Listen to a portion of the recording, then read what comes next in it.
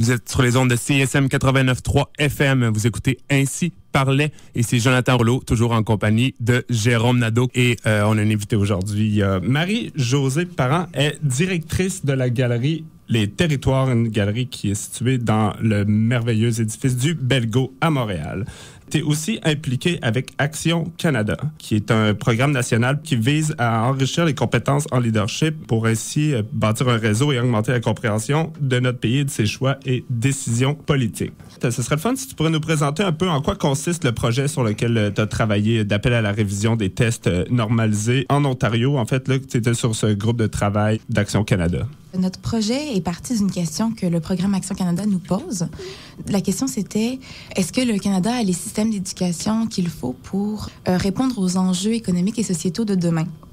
Donc, comme groupe de travail, on s'est demandé, quels sont les enjeux et qu'est-ce qui pourrait empêcher le Canada d'aller de l'avant? Qu'est-ce qu'on devrait revoir immédiatement?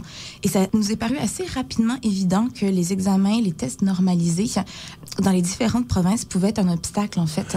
Quels sont ces tests normalisés dont tu parles? Alors oui, les tests normalisés, c'est vrai, parce qu'au Québec, la situation est un peu différente. Les tests normalisés, ce sont des examens que les élèves vont passer à différents moments de leur scolarité pour vérifier s'ils ont acquis certaines connaissances de base. Souvent, c'est ce qu'on appelle la littératie et la numératie, donc des connaissances de base en maths et en anglais ou en français si on était au Québec. Okay. Ces fameux tests-là, ils portent sur quoi en particulier? Il y a différentes provinces qui vont avoir différents focus. Donc, la géographie peut faire partie des notions évaluées, les sciences sociales pour certains endroits au Canada. Le focus central est systématiquement langue et maths. OK. Vous êtes concentré sur l'Ontario. Pourquoi? C'est un endroit où il y a une histoire très bien répertoriée des examens standardisés, donc il faut avoir les informations. Et puis parce que c'est un peu le nerf de la guerre, parce que c'est notre province justement où il y a le plus de Canadiens. De ces tests normalisés-là, est-ce que c'est quelque chose qui est présent sur la scène internationale? Et si oui, est-ce que le Canada se positionne bien? Et au travers du Canada, qui est-ce qui se positionne le mieux? Donc, l'OCDE a produit des examens comme ça et essaie de faire une espèce d'échelle pour voir où se situent les différents pays. Et en effet, le Canada se situe souvent dans le top 10 des pays en termes de tests normalisés. Alors après, la question qu'on pose, c'est est-ce que vraiment les tests normalisés peuvent savoir ce qui se passe dans nos écoles? Est-ce que c'est la bonne mesure ou une mesure intelligente pour évaluer ce qui se passe dans notre système d'éducation? Et c'est ce qu'on remet en question, en fait, dans notre rapport. Et c'est quoi ces recommandations-là, en fait, que vous faites pour le gouvernement ontarien? Quelles recommandations est-ce que vous leur faites? La recommandation est toute simple. La recommandation, c'est de réviser, en fait, cette pratique-là des tests normalisés. Donc, elle a été implantée dans le milieu des années 90 en Ontario, alors qu'il y avait un manque de confiance envers le système. Entre autres parce que les tests internationaux commençaient et l'Ontario n'avait pas de super bons résultats. Les parents et les gouvernements se sont dit, il faut évaluer ce qui se passe dans nos écoles, faisons des tests normalisés.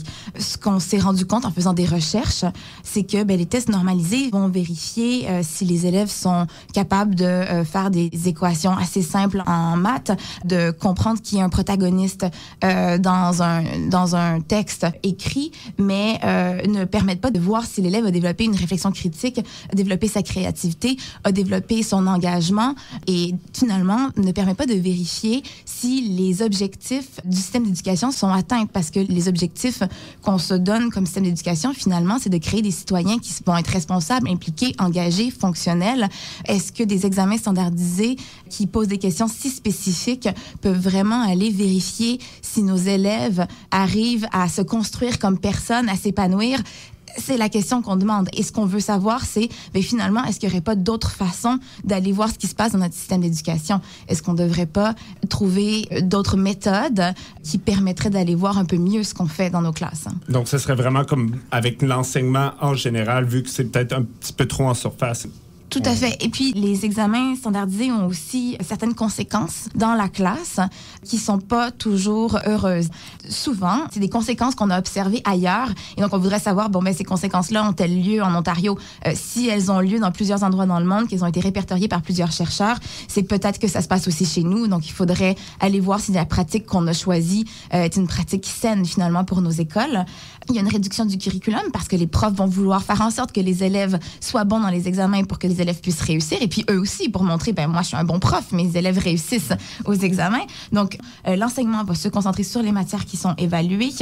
Parfois, il y a même un enseignement de l'examen comme tel, et ça va finir par favoriser une forme de décrochage, parce que les élèves qui ont plus de difficultés vont finir par décrocher par ennui, parce qu'il n'y a plus la même stimulation, parce qu'on se focus sur les résultats. Donc, des élèves qui auraient de la difficulté à apprécier l'école et qui ne voient pas l'intérêt nécessairement d'y être, ont besoin d'être passionnés par ce qu'on leur apprend pour se raccrocher. Alors, si on apprend un examen, on apprend des connaissances et des notions vraiment précises et qu'on n'arrive pas à développer sa créativité à l'école, par exemple, ben, il y a des chances qu'on s'ennuie et qu'on ne s'intéresse plus nécessairement, en fait. Et est-ce qu'il y a d'autres pays qui proposent un système d'éducation qui serait peut-être plus basé sur la créativité et non seulement sur justement des trucs plus en surface et...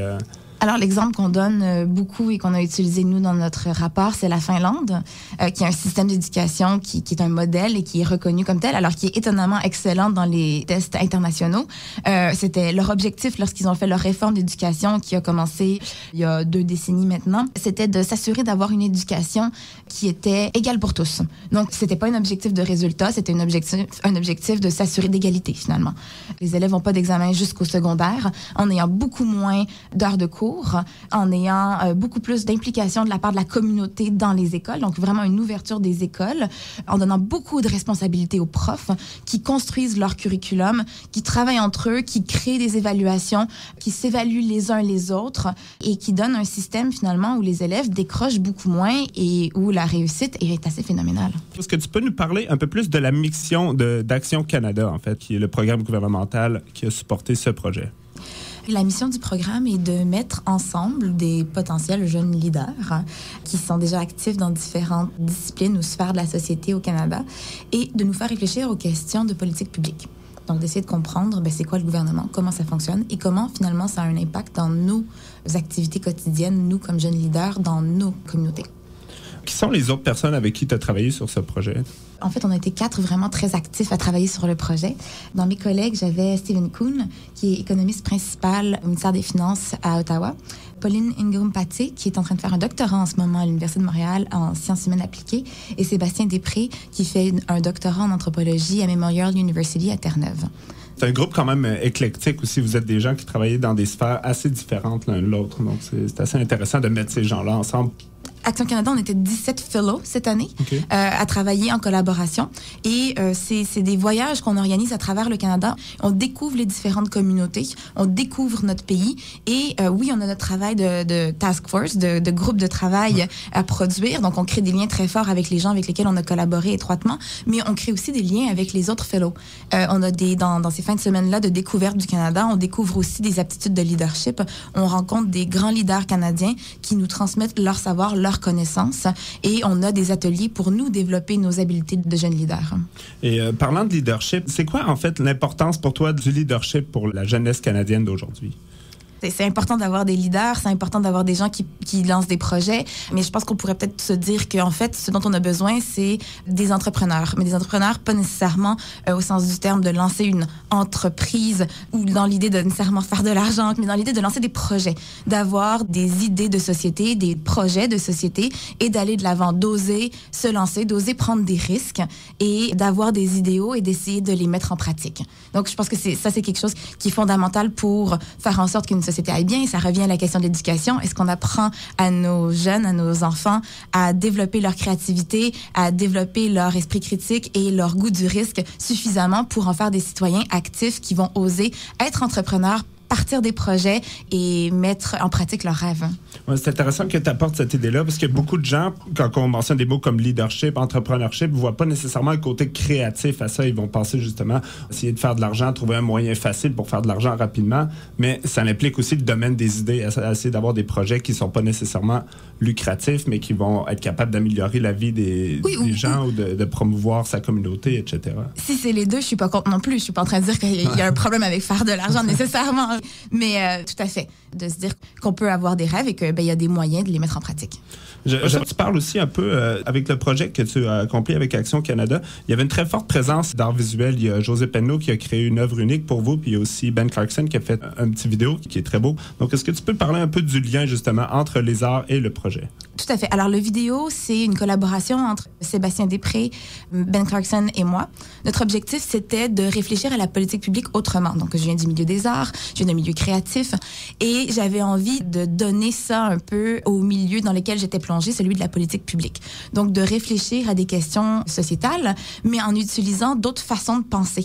Et là, il est maintenant sur YouTube, il est sur notre site web aussi, pour pouvoir réfléchir aux questions de responsabilisation en éducation, de reddition de comptes, autrement, donc en regardant des images, en étant influencé par des sons, donc en utilisant notre affect pour penser à des questions conceptuelles et pour voir aussi que la politique publique, ben c'est pas toujours des arguments faits en bullet points, noir sur blanc, qu'il y a une forme d'opacité, qu'il y a une complexité des idées qui sont amenées. Donc de redonner au spectateur, à la personne qui lit, l'idée qu'il y a cette opacité-là et qu'il y a plusieurs interprétations possibles aussi. Donc ça la rend plus sexy, la politique publique. Alors, c'est déjà tout pour nous cette semaine. Donc, je voudrais te remercier énormément, Marie-Josée, d'être venue à l'émission. Je vais te laisser, en fait, présenter tous les médias sociaux pour ceux qui veulent rester informés de ton projet avec Action Canada. Oui, alors on a créé un site web, testingillusion.ca, où vous pouvez trouver la vidéo et le rapport en ligne. Il y a aussi un Facebook, facebook.com/testingillusion, et un Twitter, twitter.com/testingillusion, où on garde la conversation ouverte. On met des articles, on met des citations, des informations sur les examens standardisés. On vous demande d'y participer.